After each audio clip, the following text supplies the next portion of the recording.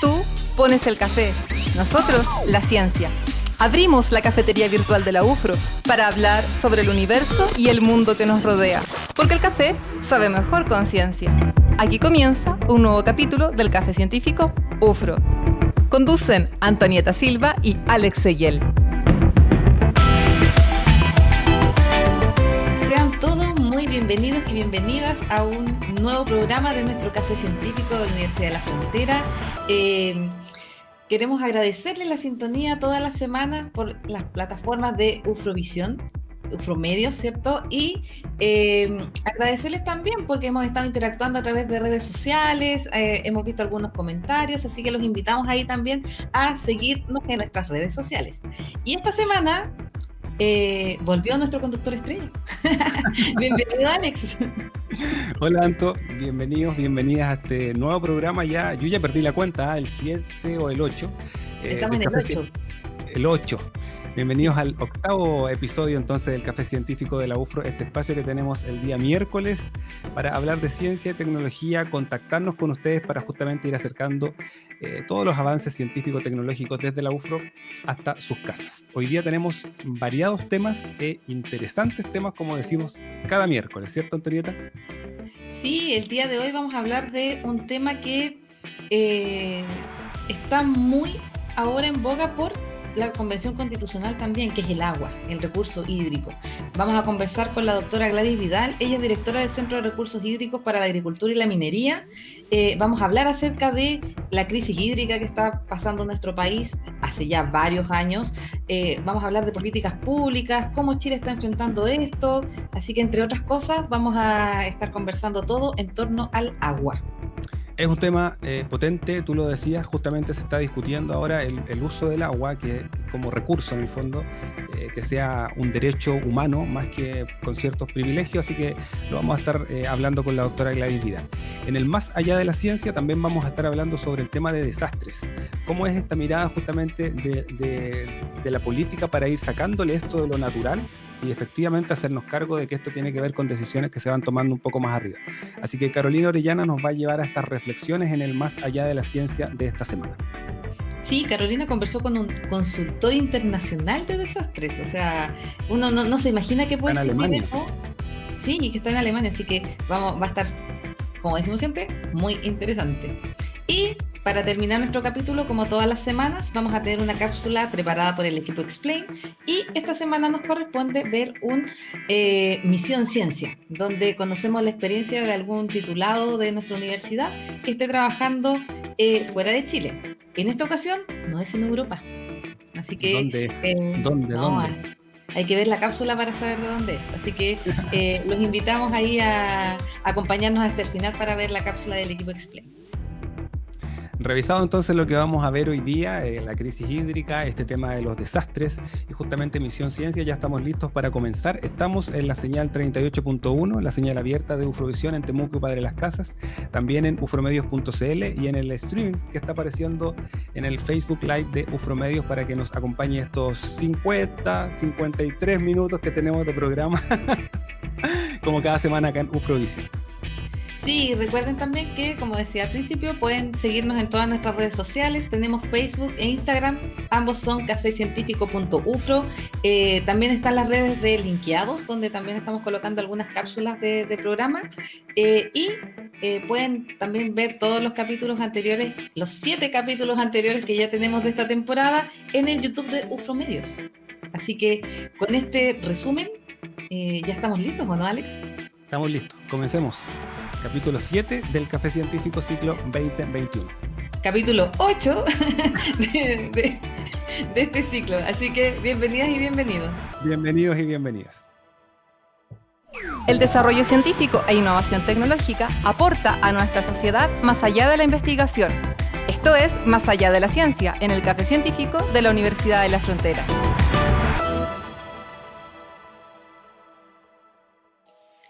Y vamos a comenzar con nuestro bloque Más Allá de la Ciencia, donde el día de hoy vamos a conversar acerca de un tema que hablamos en el primer capítulo de la temporada 2021 del Café, de los desastres, a veces llamados naturales, otras veces sociales, socionaturales, si se tienen que llamar simplemente desastres. De eso nos viene a hablar hoy día Carolina Orellana. Bienvenida, Carolina.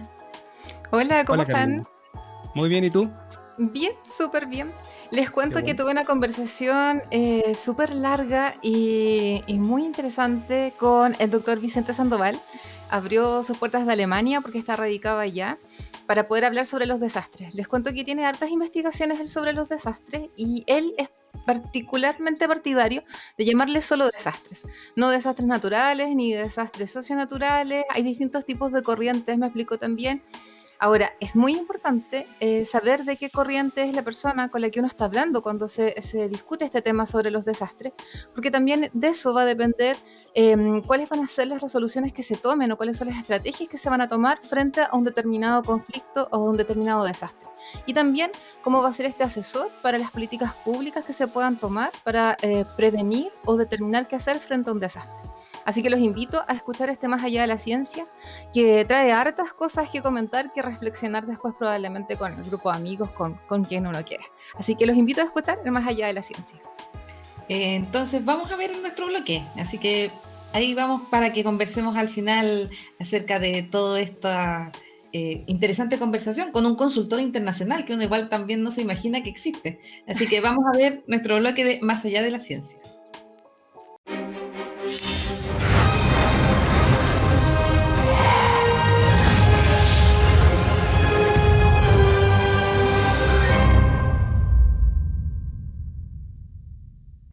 Nos han dicho que Chile es un país que está constantemente predispuesto a que ocurran desastres.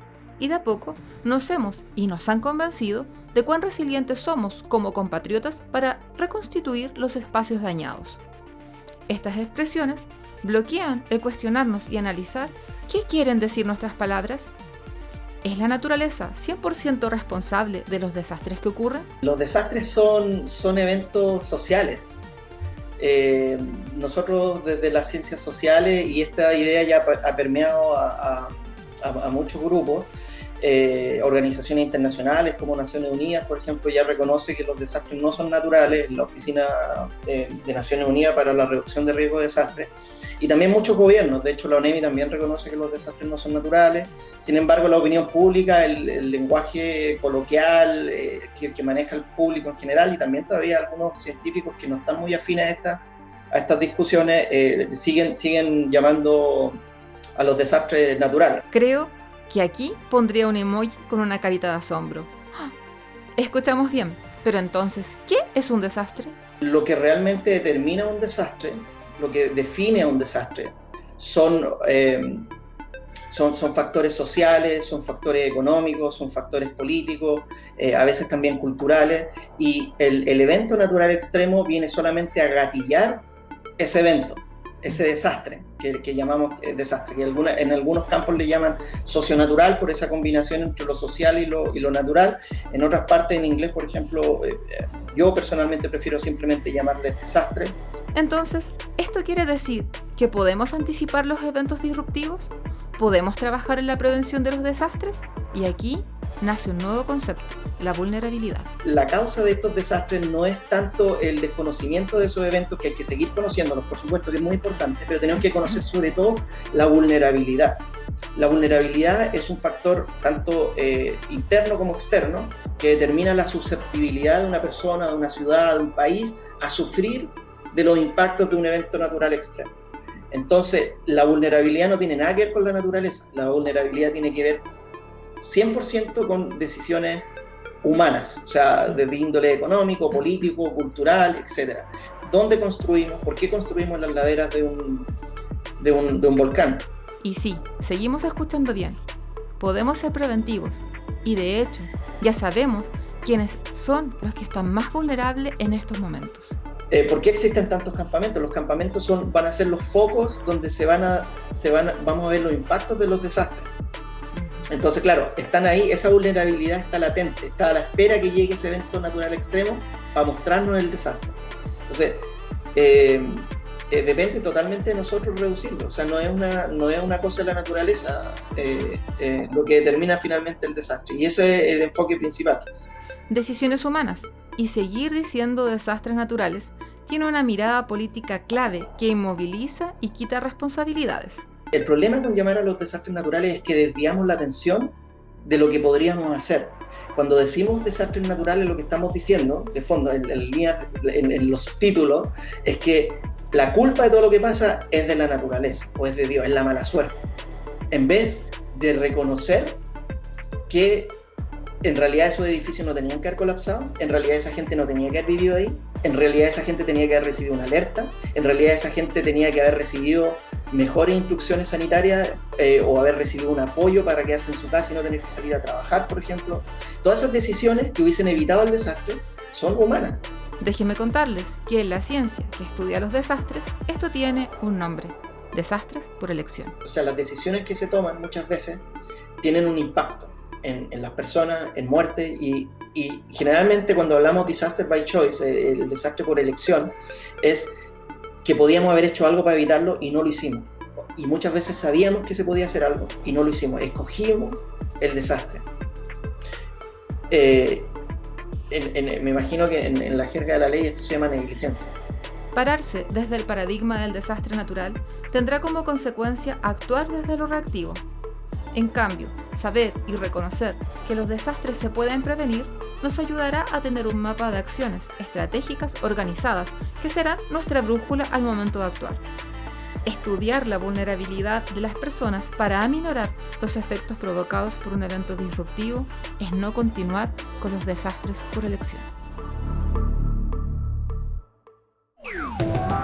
Esto fue Más allá de la ciencia en el Café Científico de la Universidad de la Frontera.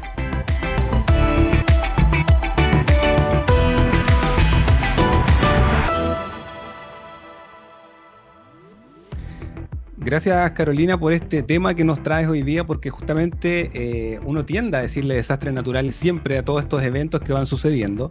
Como decía Antonieta, como lo escuchamos ahora en la conversación también, es algo que tenemos que ir probablemente aprendiendo, que tiene que ver también con las políticas que se van instalando para poder sacarle este tema de que son desastres, de que son naturales, porque finalmente son solamente desastres. Exactamente, porque finalmente si decimos desastres naturales le estamos quitando responsabilidad probablemente a muchas personas respecto a lo que ha ocurrido. Ahora también es interesante poder hablar de la vulnerabilidad. Creo que a veces lo dejamos un poco de lado y no lo observamos, y la vulnerabilidad puede traer consigo muchas estrategias buenas para poder generar programas y políticas públicas que sean interesantes y muy positivas para la población. Así que no se pierdan escuchar este podcast, que está súper interesante en realidad. Está motivador y trae como también un cambio también de mentalidad bien grande, así que ojalá que lo puedan escuchar todos y todas y inviten a sus amigos también a escuchar. Sí, como dice Carolina, recordemos que este es un extracto de un podcast que es más largo, que lo pueden encontrar en Spotify, en Apple Podcasts, en Google Podcasts, como Más allá de la ciencia, así que los invitamos también a seguirnos en estas plataformas de podcast. Muchas gracias, Carolina. Nos vemos el próximo miércoles. Que esté muy bien, nos vemos, chao. Igual, nos vemos. Chao. Y ahora vamos a cambiar de tema porque queremos hablar y profundizar sobre la crisis hídrica y la mega sequía que está afectando especialmente a la zona central de nuestro país. Vamos a conversar con la doctora Gladys Vidal de la Universidad de Concepción. Llevamos la ciencia hasta tu hogar.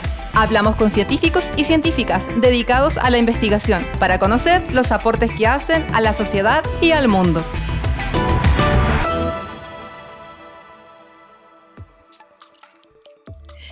La desertificación en nuestro país avanza rápidamente desde el norte hacia la zona central de nuestro país y es algo que ya estamos viviendo, o sea, se decía hace algunos años, pero ya es mucho más notorio.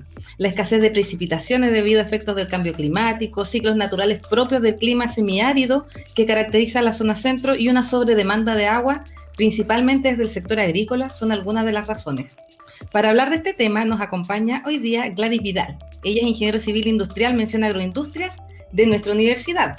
Además, es doctora en Ciencias Químicas y académica de la Universidad de Concepción. Y además de todo esto, es directora del Centro de Recursos Hídricos para la Agricultura y la Minería. Bienvenida, Gladys, y muchas gracias por acompañarnos el día de hoy. Muy buenas tardes a todos. Es un placer estar aquí, volver a la Universidad de la Frontera en este Café Científico. Un placer. Y ojalá podamos compartir gratos momentos. Seguro que así va a ser. Gladys, bienvenida al Café Científico, un gusto tenerte con nosotros. de la casa, como decía Antonieta, ex estudiante de nuestra universidad y hoy día académica de la Universidad de Concepción. Gladys, es un tema que es preocupante a nivel mundial, pero también en el contexto nacional. La crisis hídrica está afectando un gran porcentaje del territorio nacional desde ya hace bastante tiempo, y además porque trae consecuencias que muchas veces no las vemos muy tangibles, pero están ahí. Ahora, esto tiene un contexto y un escenario también que es global. ¿Cómo pudiésemos comenzar a entender un poco esto de la crisis hídrica, pero dentro de un contexto más amplio? Quizás primero tendríamos que hablar de cambio global, ¿no? Es un estresor, ¿cierto?, que estamos teniendo en todo el planeta Tierra. Esto no es solamente un momento histórico que estamos viviendo en el país. Nosotros podemos corroborar si vemos, y las noticias, si prendemos el canal de noticias y vemos noticias internacionales, en este momento podemos ver, ¿cierto?, grandes problemas de extremos que están sufriendo en el hemisferio norte. Estamos viendo, ¿cierto?, temperaturas sobre 45 grados donde no lo había, por ejemplo, en la ciudad de Seattle, Vancouver, ¿cierto?, que son zonas más bien templadas. Y por el otro lado, hoy día mismo víamos los grandes incendios de California, 43.000 hectáreas quemadas.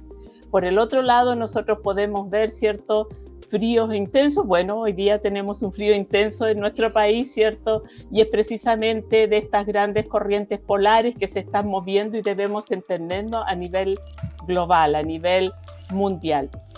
Podemos entender sequías, que los vemos como escasez, pero también vemos grandes inundaciones. Creo que la semana pasada veíamos unas aluviones que habían en Japón, ¿cierto?, que habían deslizamiento de territorio en algunas ciudades de Japón, que había dejado sitios realmente muy complicados debido a estos accidentes.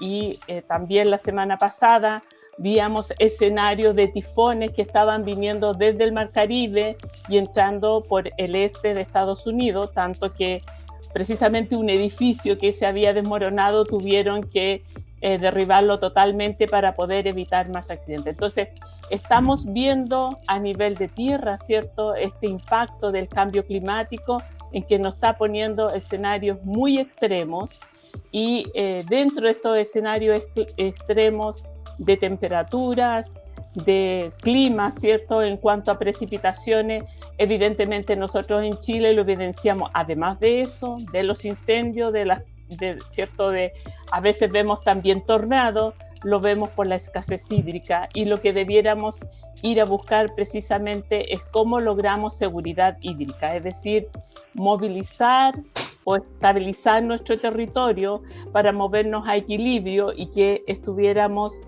totalmente adaptados o a inundaciones o adaptados también a escasez hídricas excesivas, ¿no? Claro. Ahora, el contexto de cambio climático, Gladys, es sin duda que nos está afectando a todos, pero ¿es la única causa que finalmente ha provocado esta crisis hídrica, particularmente con más énfasis en la zona central? ¿O tiene que ver también con la gestión que se ha hecho del agua durante un tiempo determinado, con la institucionalidad probablemente también que tenemos en nuestro país para tratar y para abordar esta problemática del agua? Claro. Quizás primero debiéramos definir qué es seguridad hídrica. Cuando estamos Perfecto. hablando, ¿cierto?, de tener agua para todos, quizás debiéramos decir que la seguridad hídrica es la provisión confiable y oportuna de agua en cantidad y calidad. Y para todos. Para todos, pero también para los ecosistemas y para el medio ambiente, exactamente. Socioeconómicamente, ¿ya? Entonces, ¿por qué es tan importante en cantidad y en calidad en estas dos ciertas variables?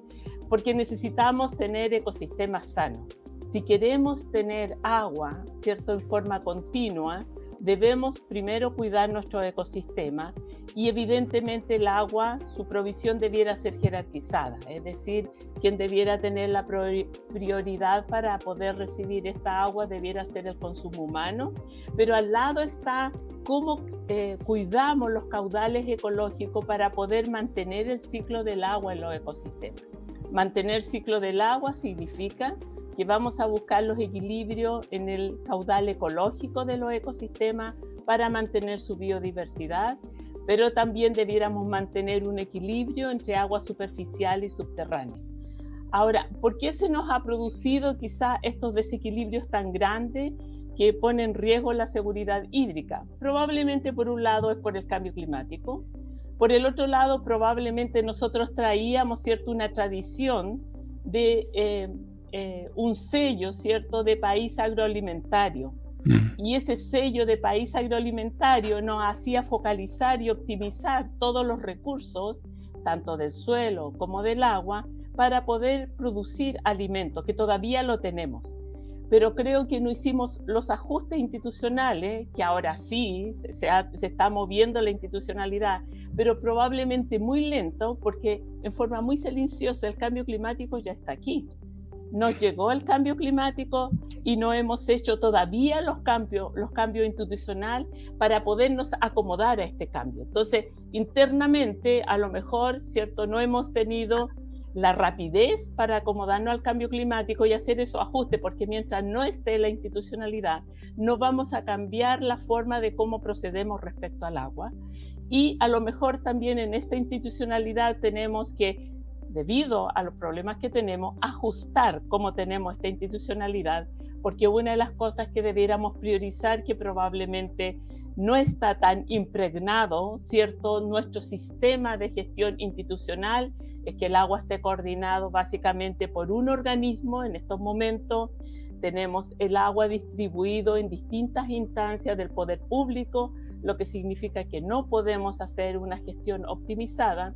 Y por el otro lado, debiéramos ajustar también, ¿cierto?, las institucionalidad que tenemos para poder priorizar que nuestro ciclo del agua de alguna manera se pueda, ¿cierto?, mantener y no se produzcan estos quiebres, que en el fondo nosotros decimos, si no hay agua superficial, sacamos agua subterránea, sin entender que es un solo ciclo continuo y que tenemos que mantenernos en forma, ¿cierto?, para preservar la biodiversidad de los ecosistemas hacia el futuro. Perfecto, entonces por un lado tenemos como gran causa el cambio climático, que lo que busca justamente todas estas estrategias es mantener esta seguridad hídrica, que también es importante no solamente para las personas, sino para el medio ambiente. Y con respecto a nuestro país, lo que está pasando en la zona central, ¿cómo lo pudiésemos definir? Una crisis hídrica, una mega sequía que ya lleva más de 10 años, y que ha traído, como yo mencionaba anteriormente, consecuencias bastante importantes, sobre todo en una población que vive de la agricultura. ¿Cómo es el escenario hoy día actual que tenemos en Chile con respecto a la crisis hídrica y a la mega sequía? Claro, al no hacer los cambios en forma apropiada, que primero tiene que ser la gestión. Mientras no hay institucionalidad, ¿cierto?, nosotros no vamos a hacer los cambios. ¿Por qué vamos a hacer los cambios? Es así, exacto, ¿no? Esto sí, claro, es lo mismo que los niños pequeños en las casas. Si el papá dice que no, ¿por qué no vamos a hacer las cosas? Entonces, evidentemente que esta institucionalidad ha estado lenta. Esto no es porque no se haya pensado. Si uno lee la historia, ¿cierto?, uno puede ver que este problema también fue ya avisado en algún informe del Banco Mundial el 2013, que dijo que de alguna manera el agua está en muchas instancias repartido en la instancia pública y no tenemos solamente un sistema que lo gestione. Es lo que se está reparando ahora, y de hecho en marzo del 2021 entró una ley para hacer una modificación, ¿cierto?, que el Ministerio de Obras Públicas se llame también Ministerio de Obras Públicas y Recursos Hídricos. Con eso trae una serie de cambios en la organización. No se han hecho los cambios, seguimos explotando, ¿cierto?, los recursos naturales de la misma manera, y el cambio climático más la forma de actuar que tenemos, eso tiene una incidencia en el territorio, ¿no? También dicho sea de paso que no estaba claramente instaurado la prioridad de agua, es decir, ¿quién podría vigilar si en una cuenca, por ejemplo, si pensamos en unas cuencas que son emblemáticas, como el caso de Petorca, ¿cierto?, que se sobreexplotó por el caso de la producción de palto? Si hubiéramos estado con una gestión clarísima, hubiéramos dicho, no podemos en esta cuenca, en este territorio, producir más hasta no asegurar, ¿cierto?, el agua para todas las personas que viven aquí, primero consumo humano, para no sobreexplotar más antes de secar este río y sus fuentes subterráneas de agua, y para también, que es muy importante y que se nos olvida, para poder conservar tradiciones y cultura. el campo chileno y las personas que viven de agricultura de subsistencia, ya hay una cultura, hay una tradición. El no equilibrar o no condicionar un uso adecuado del agua, no dejar agua en el ecosistema, también estamos perdiendo cultura y tradición, que probablemente a nuestros hijos, a nuestros nietos, bisnietos, nos gustaría, si es que vivimos en la ciudad, ¿verdad? Nos gustaría volver al campo y volver a contar, ¿no? Cómo se criaban cabras, cómo se hacía leche, cómo, etcétera, ¿no? Cómo se cultiva en pequeñas cantidades con agricultura de subsistencia. Entonces, el no tener una institución que haya gestionado oportunamente, ¿cierto?, este cambio climático, y por otro lado también un sistema productivo que todos veíamos que estaba haciendo bien, estaba, ¿cierto?, muy productivo, incluyendo cerros que estaban en esa cuenca, pero no nos dábamos cuenta a costa de qué se estaba haciendo ese sistema productivo, ¿no? Gladys, has hablado mucho acerca de cómo institucionalizar, ¿cierto?, este recurso. Sabemos que está, como decías tú, en muchas partes, entonces hay que tratar de encontrar una sola forma de que podamos aprovecharlo de la mejor forma. Ahora, la Convención Constitucional está discutiendo, entre otras cosas, el derecho del agua. De todo lo que has trabajado tú, ¿cuáles son algunas propuestas que no debieran faltar cuando pensamos en este recurso? Pero vamos a dejar aquí pendiente un poquito la pregunta para irnos a una pausa comercial, y a la vuelta Gladys nos responde esta pregunta. Así que espérennos un minutito, por favor.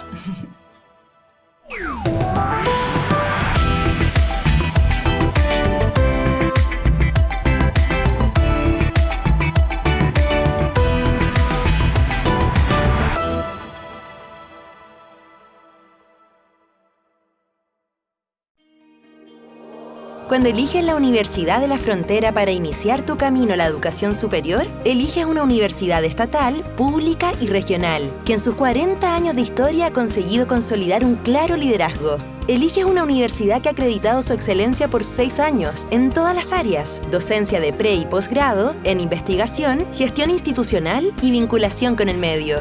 Cuando eliges la Universidad de la Frontera, eliges calidad acreditada. La UFRO comienza en ti. Vívela como tu mejor viaje. Yo me vacuno sin dudas contra el COVID-19. ¿Me puedo poner solo la primera dosis? Si la vacuna contempla 2 dosis, te debes poner ambas. Si no, la vacuna no tendrá el efecto deseado. ¿Es confiable una vacuna desarrollada en menos de un año? Sí, porque ya existían investigaciones de las epidemias SARS y MERS. Aunque te vacunes, usa mascarilla, lava tus manos, mantén la distancia física y evita aglomeraciones. Porque las vacunas salvan vidas. Cuando sea mi turno, yo me vacuno. Infórmate en gov.cl. Yo me vacuno. Ministerio de Salud. Gobierno de Chile.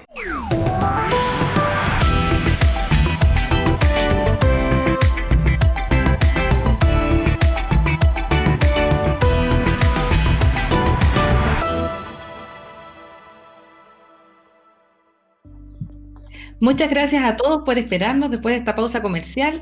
Estamos conversando con la doctora Gladys Vidal acerca de la crisis hídrica que está viviendo nuestro país, y ahora en específico acerca de cómo generar una institucionalidad en torno a este recurso. Entonces, la pregunta que quedó pendiente era que la Convención Constitucional ya está conversando acerca de numerosos temas, ¿cierto?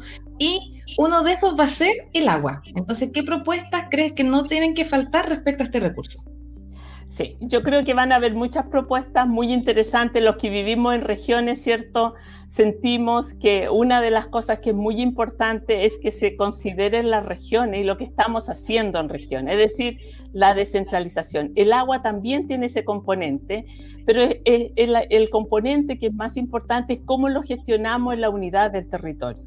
Y una de las propuestas que no debiera faltar, que está conectado con todo lo que hemos hablado en precisamente en este programa, tiene que ver cómo gestionamos cuenca hidrográfica. La unidad de gestión en el territorio es la cuenca hidrográfica. Allí es donde estamos viviendo. Algunas personas más al norte, más al sur, es donde tenemos cultura, donde hemos creado familia, donde necesitamos conservar nuestro ecosistema, ¿cierto?, para poder dejarlo a generaciones futuras, y por lo tanto el poder gestionar o tener unidad de gestión como la cuenca hidrográfica es esencial para poder conservar el ciclo del agua. Si no conservamos el ciclo del agua, si no somos sensibles a que tenemos que buscar los equilibrios donde estamos viviendo, quizás donde estamos viviendo podemos hacer mucha agricultura, a diferencia de más al norte, pero tenemos que tener claridad, ¿cierto?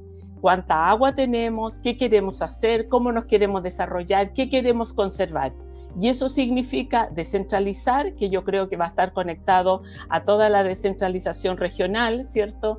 Y poder gestionar de una manera óptima el agua sin perder, ¿cierto?, de vista que tiene que el agua estar jerarquizada primero para bebida de las personas, para poder conservar biodiversidad del ecosistema y para poder desarrollarnos socioeconómicamente. Y Gladys, tú como directora del Centro de Recursos Hídricos para la Agricultura y la Minería, ¿sí? Así el nombre es un poco extenso, pero para darle también el realce que tiene, ¿cómo ven ustedes la disponibilidad de agua que tiene Chile? Y también si nos puedes contar ¿qué instituciones también están trabajando en poder proteger este recurso, en estudiarlo? Porque igual creo que eso como que a uno no se le ocurre. ¿Quién puede estar estudiando esto? Claro. Bueno, primero decir que somos un centro, es el 8º año de vida que tiene este centro, es Centro de Recursos Hídricos para la Agricultura y la Minería. Y las comunidades, esto es muy importante porque el agua no está pensado para sectores, ¿cierto?, que están produciendo, sino lo estamos pensando el agua en el territorio y en las cuencas. Tenemos 5 líneas de investigación.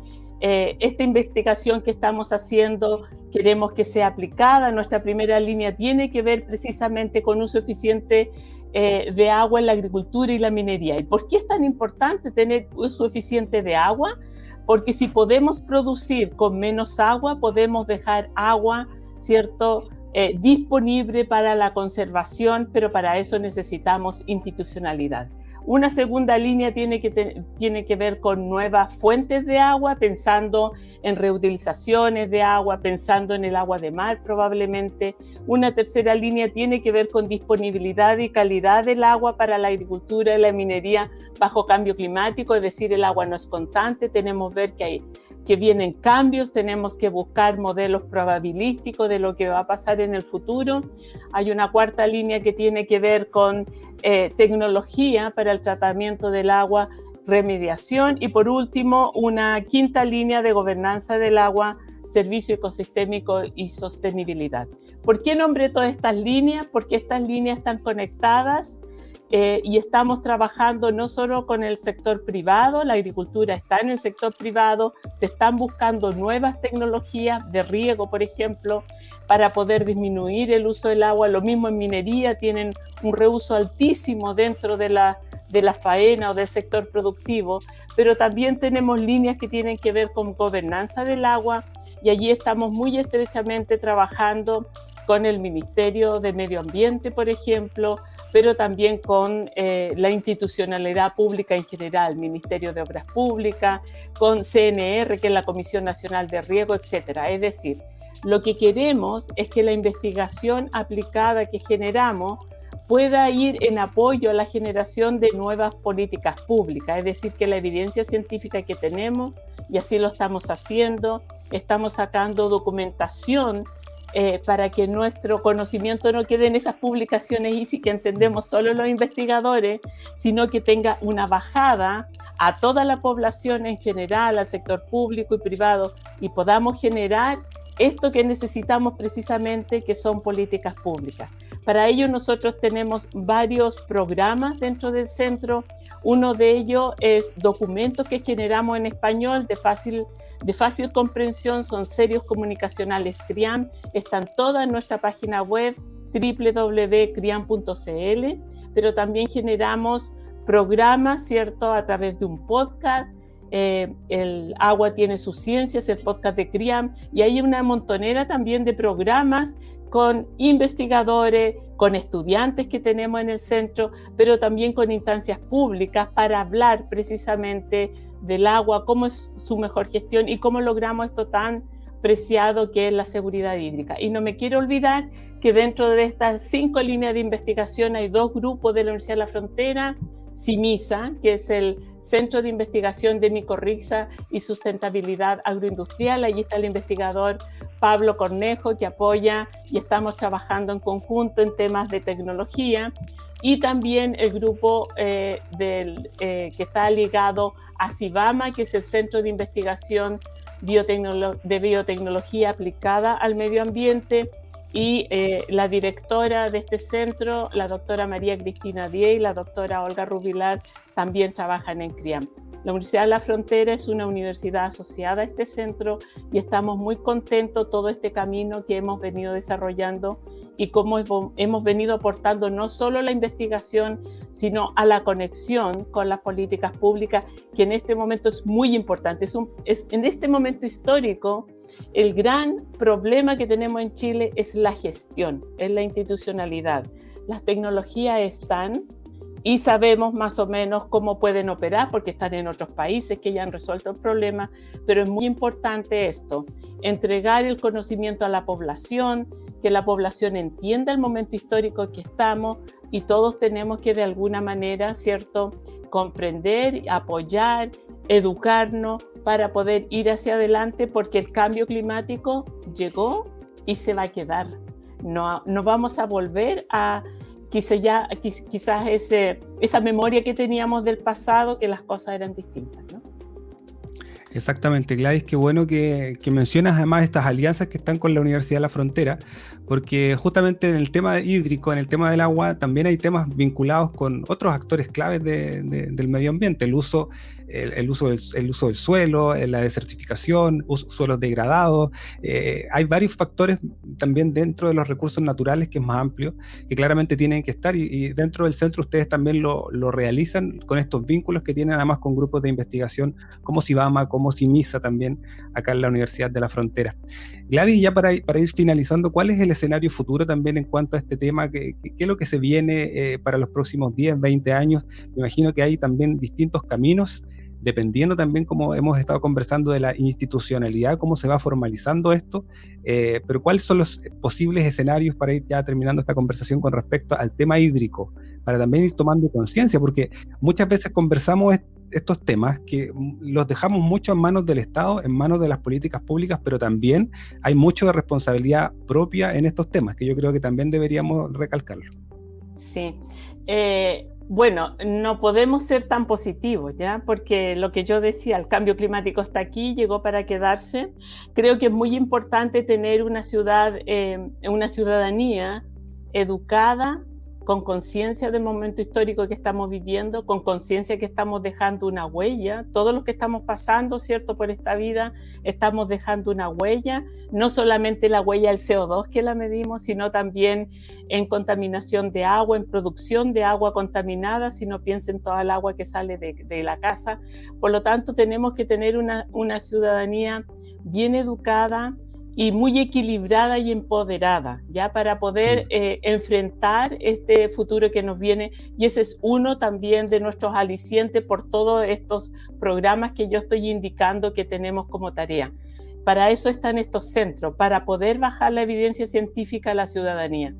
Yo creo que unido a esta ciudadanía equilibrada y que entienda bien el problema, tiene que estar una institucionalidad que le dé el espacio a las regiones, que pueda construir cierta gestión de cuencas hidrográficas. Es clave. No se puede manejar el agua de otra manera si no entender nada desde dónde se genera, ¿cierto? En este caso, nuestras cuencas son muy cortas, van de cordillera a mar, y cómo podemos gestionarlo dentro de esta cuenca. ¿Cómo podemos usar menos agua?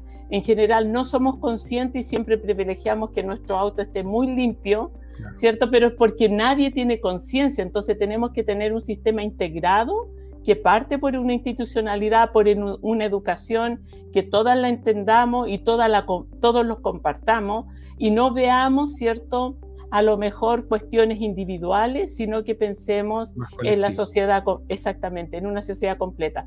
Pero yo también tengo mucha fe, porque quizás nosotros, los que estamos en el centro, los que estamos dirigiendo, ya somos las generaciones, ¿cierto?, que bien lo entendemos, pero le vamos a dejar este testimonio a generaciones jóvenes que yo siento que están muy concientizados. Nosotros por eso mismo estamos también dictando un diploma en recursos hídricos para el desarrollo sostenible. Es totalmente interdisciplinario y con mucho gusto puedo decir que casi todos los que han venido ya lo hemos dictado en 3 años distintos. Es gente joven que mira el agua de una perspectiva interdisciplinaria. El agua no se puede, y su gestión no se puede mirar de una perspectiva disciplinaria. Es interdisciplinaria, mirando el ecosistema, mirando, ¿cierto?, el agua que necesitamos nosotros para vivir, pero dejando agua para poder conservar ecosistemas, pero también para desarrollarnos socioeconómicamente. Por lo tanto, no es no a la agricultura, necesitamos comer, ¿vale? Entonces, tenemos que buscar los equilibrios. No es un momento en realidad que tengamos un país, un equilibrio, ¿cierto?, muy al centro, estamos un poco desviados de ese equilibrio, pero yo tengo fe que siempre el fiel de este reloj, ¿cierto?, que siempre este péndulo se está moviendo de un lado a otro, podemos lograr este equilibrio y encontrar, ¿cierto?, este centro para poder gestionar el agua teniendo claridad que tiene que ser con seguridad hídrica. ¿Cómo nos adaptamos a las condiciones de contorno que tenemos en este momento de cambio climático, pero también tenemos que desarrollarnos? Por lo tanto, ¿cómo encontramos ese equilibrio? Esa es la meta, ese es el objetivo, yo creo, justamente de ustedes como centro, de la ciudadanía, de la política, de la convención constitucional, justamente encontrar este equilibrio, ver cómo efectivamente hacer uso eficiente del agua, un agua pensada en el territorio y con las comunidades, como decías tú, Gladys. Yo creo que eso es fundamental. Gladys, muchas gracias por el tiempo, muchas gracias por acompañarnos hoy día acá en el café. Un placer de haber estado aquí. Y bueno, desde CRIAM, ya sabemos, a través de CIMISA, de CIBAMO, estamos súper presentes, pero cualquier cosa que otra vez podamos venirnos a tomar un café a la Universidad de la Frontera, con mucho gusto. Muchas gracias, Gladys, por acompañarnos el día de hoy. Como decía Alex, un tema del que vamos a seguir hablando seguramente por la Convención Constitucional. Ahí hay que echar a andar toda esta institucionalidad también que dices tú. Así que muchas gracias por acompañarnos y esperamos vernos en alguna otra oportunidad. Sin duda, ojalá con menos pandemia, ¿no? Que ya... Y más presentes. Sí, exactamente. Tomando un café, ¿cierto?, en una mesa ya, sin virus. Que estés muy bien, Gladys. Un gusto. Un placer. Chao, chao. Nos vemos. Chao. Un gusto. Chao a todos.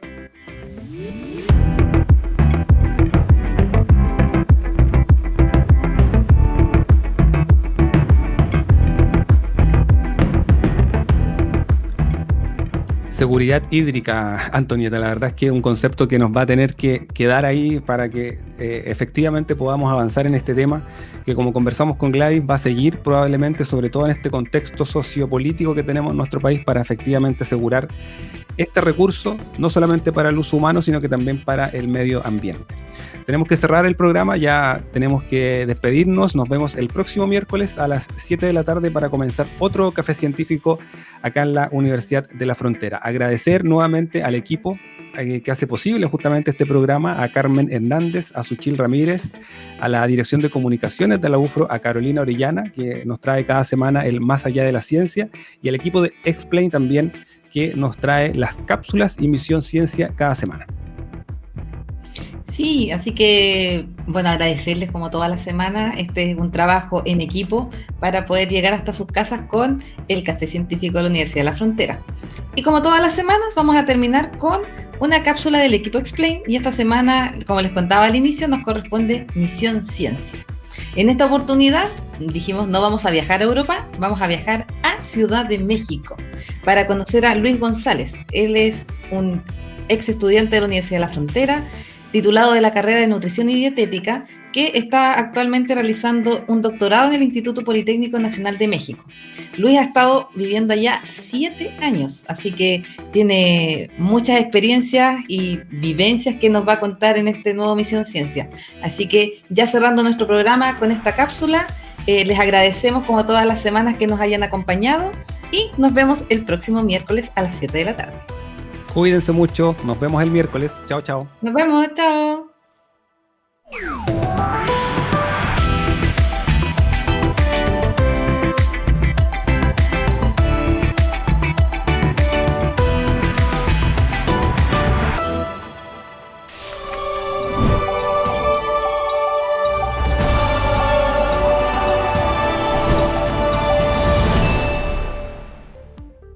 Queremos llegar a cada rincón de nuestro planeta en búsqueda de investigadores chilenos.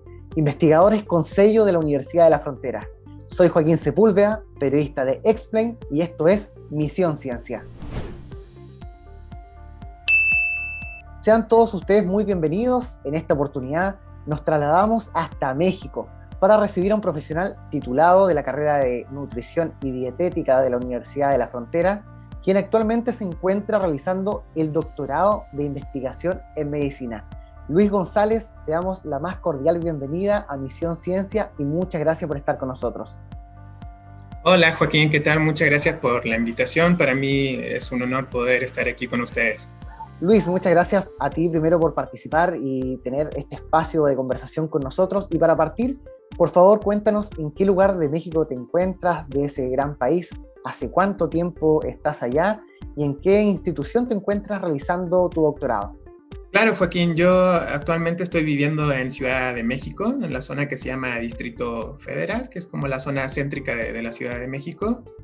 Llevo aquí ya bastantes años, desde el 2014 que llegué aquí a Ciudad de México. Entonces, justamente este mes ya cumplo 7 años aquí viviendo en Ciudad de México. Y actualmente estoy realizando el doctorado en investigación en medicina en el Instituto Politécnico Nacional, pero me encuentro trabajando con el proyecto de investigación en el Instituto Nacional de Nutrición.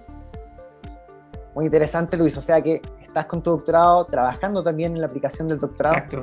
Y muchos años ya residiendo en México. Muy interesante. ¿Por qué decidiste, Luis, realizar tu doctorado en el extranjero? Bueno, la verdad yo vine aquí a estudiar primero la maestría, hice la maestría en nutrición clínica. La verdad mi historia es como muy curiosa porque pues mi esposa es mexicana, entonces la conocí también en Chile, en Temuco. Ella fue a hacer un intercambio justamente a la UFRO y pues nos vinimos para acá y aquí estuve investigando y pude realizar la maestría en nutrición clínica. Ya luego, realizando la maestría, ingresé al doctorado para realizar investigación. Pude conocer a mucha gente, muchos contactos que me motivaron para realizar investigación y actualmente pues estamos aquí realizando investigación clínica, especialmente en humanos relacionado a lo que es nutrición. Tú llevas 7 años ya, o sea, tienes un proceso de adaptación al país de México, tienes familia allá. ¿Cuáles han sido tus mayores desafíos de tu adaptación en México? Quizás los primeros años y ya en general en todo el tiempo que llevas residiendo allá. Sí, bueno, en los primeros años sí me costó bastante lo que es la comida. Realmente lo que es la parte de la alimentación es muy distinto a lo que comemos en Chile, ¿no? Aquí es con mucho condimento, muchos sabores, pero bueno, al final uno se acostumbra y ya realmente la comida mexicana pues es muy, muy buena, ¿no? Como les comenté, estoy haciendo el doctorado en investigación en medicina. Esto es en el Instituto Politécnico Nacional, pero actualmente me encuentro trabajando en mi proyecto en el Instituto Nacional de Nutrición. Estoy en un laboratorio que se llama el Laboratorio de Fisiología de la Nutrición, donde aquí se hace investigación translacional. Translacional quiere decir investigaciones desde el laboratorio, desde la célula o desde los animalitos hasta lo que es en humanos. Entonces yo actualmente me encuentro trabajando en el área que es investigación en humanos o investigación clínica.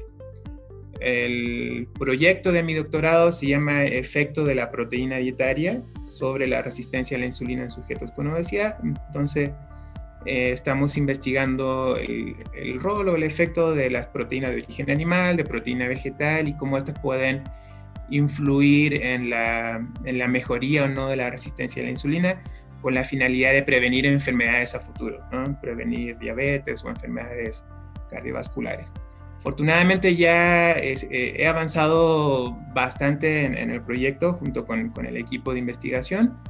Hemos publicado ya un artículo y ahora me encuentro trabajando en la segunda parte que tiene relación con el estudio de algunos genes que pueden afectar el metabolismo de algunos nutrientes y que pueden afectar la respuesta de una persona a una dieta, a un tipo de dieta en especial. Muchísimas gracias, Luis, por tu tiempo, y muchas gracias a todos los que nos acompañaron en esta nueva cápsula de Misión Ciencia. Y recuerden que pueden llegar a cualquier parte del mundo si así lo desean. En el próximo episodio viajaremos en búsqueda de más investigadores con el sello UFRO. Y no lo olvides, si quieres saber más de ciencia, investigación, tecnología e innovación, nos vemos en un próximo capítulo de Café Científico. Muchas gracias. Cerramos la cafetería científica. Te esperamos la próxima semana para seguir conversando sobre ciencia, investigación, tecnología e innovación en el Café Científico de la Universidad de la Frontera.